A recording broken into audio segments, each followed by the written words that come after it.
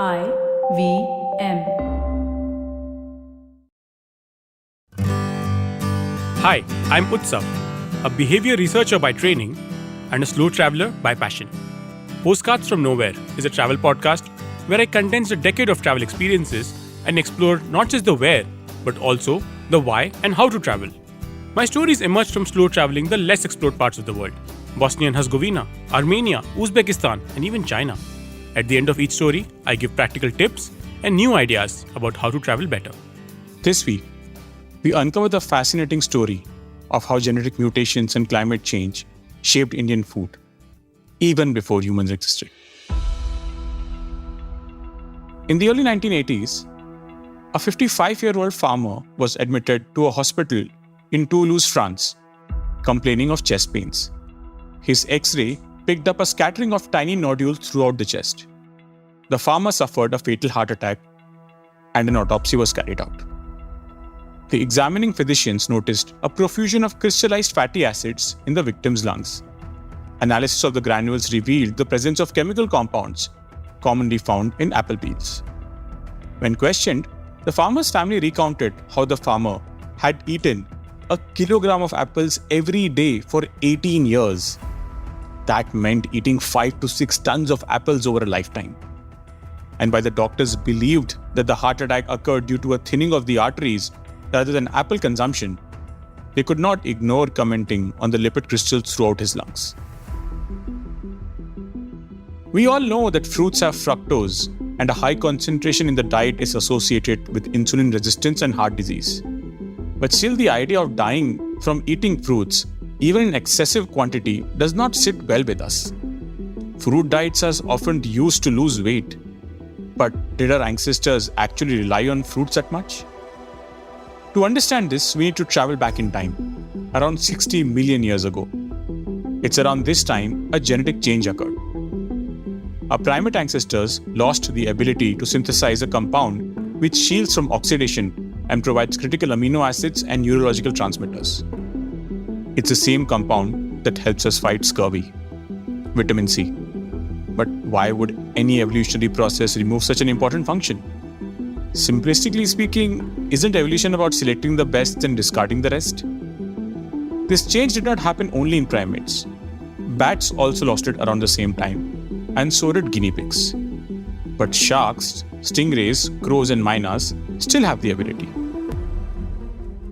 In all the cases, only one gene was affected: the GLO gene, which produces an enzyme involved in the last step of synthesizing vitamin C. As it turned out, knocking out only vitamin C was possible during evolution because vitamin C could be obtained in the diet. All the animals who lost the ability to synthesize it could find a rich source of plant food and insects. Given that fruits are one of the richest sources of vitamin C, our ancestors must have had access to a lot of fruits in rainforest environments. A diet rich in fruits led to a rise in uric acid levels. Between 40 million to 16 million years ago, we lost the gene for manufacturing uricase, the enzyme that removes uric acid in our body.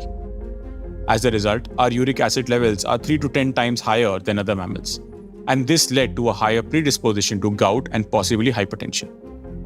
So, what is the point of this discussion about genetics, vitamin C, and uric acid? As it turns out, uric acid has properties that permit it to function as an antioxidant. The adoption of uric acid, a byproduct of eating fruit, was a possible second best defense against oxidants. But its presence also created problems of gout and hypertension. So, what happened then? Over the last 1 million years, the climate fluctuated between a cold glacial known as an ice age to a warm interglacial. The last transition from an ice age into the warm climate of the present interglacial, known as the Holocene, occurred around 18,000 years ago. So researchers went about understanding what happened around this time.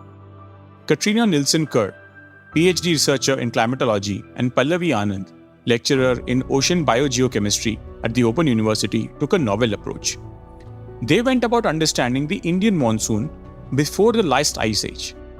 They used data collected from a recent expedition to drill deep into the ocean floor of the Bay of Bengal.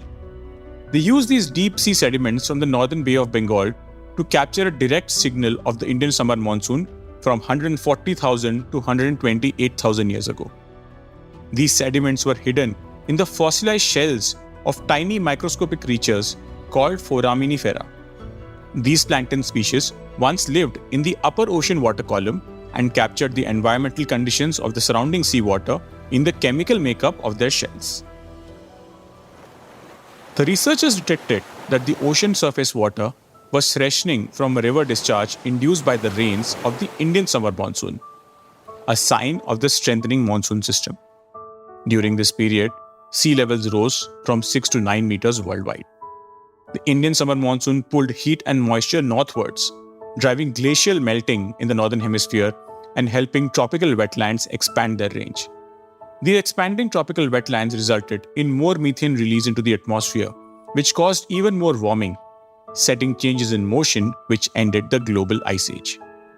The end of the global ice age meant two things. The increase in sea levels meant that the oceans became less salty, but the increase in the monsoon, with some estimates saying it almost doubled, led to probably the most fundamental change in Indian food. The sheer growth in biodiversity, and with it, the proliferation of spices. J. Billing and P.W. Sherman analyzed 93 traditional cookbooks from 36 countries and quantified their use of spices.